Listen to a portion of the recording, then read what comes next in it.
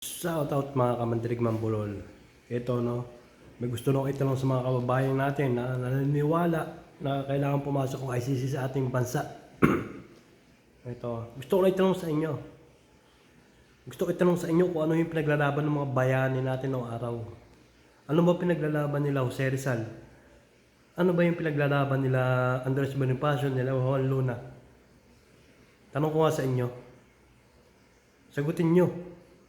Ano ba pinaglalaban nila Jose Rizal? Di ba ang pinaglalaban nila yung kalayaan ng Pilipinas? Ha? Di ba? Di ba yung kalayaan ng Pilipinas yung pinaglalaban nila? Ngayon, sa mga naniniwala na gustong papasukin yung ICC sa ating bansa, ano kayo? Kayo ba yung tipo yung nakabayong nung araw?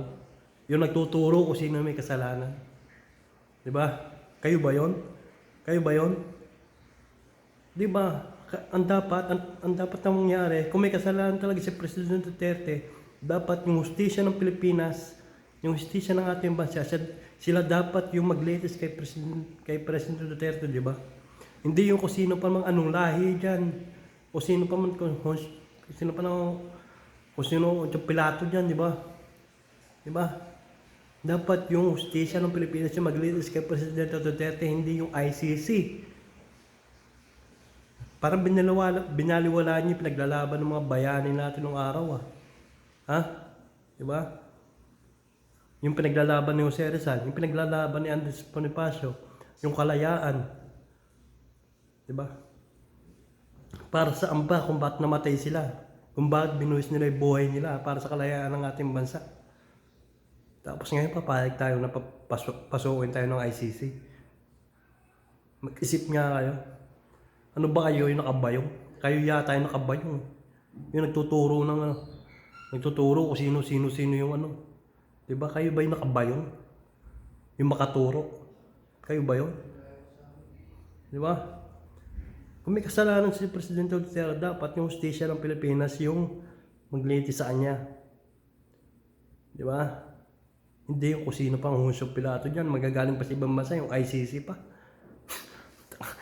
Ano ba yung mga bayani natin? Baliwala na yung mga pinaglalaban nila noong araw? Baliwala na ba yung pinagbuwisan nila ng buhay nila? Isipin nyo nga. Isipin nyo nga yun. Di ba? Baliwala para sa inyo yung mga bayani natin. Baliwala para sa inyo yung mga pinaglalaban ng mga bayani natin noong araw kung papabor lang tayo sa ICC. Makaturo kayo. Nakabayong kayo. Kayo yung may bayong sa ulo. Kayo yun.